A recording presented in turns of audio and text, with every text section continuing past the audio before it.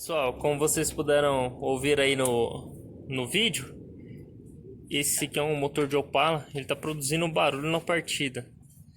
Nós vamos remover aqui a cremalheira, que está bem gasta, e vamos fazer uma revisão aqui no motor de partida também. Pessoal, câmbio removido, e olha só a surpresa. Selo de água do motor furado. Aí o volante do motor foi removido. Agora dá para ver melhor o desgaste aqui. Os dentes estão bem arredondados. Um desgaste ali.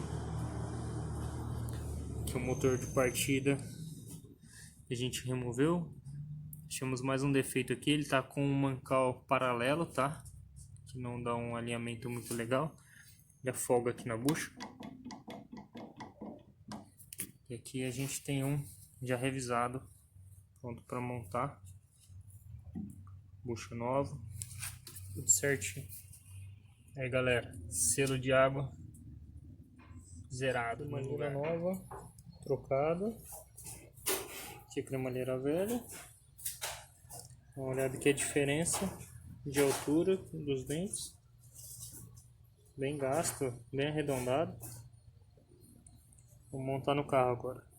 Aí galera, serviço aqui finalizado, motor de arranque instalado, cremalheira trocada. Vamos fazer o teste aí.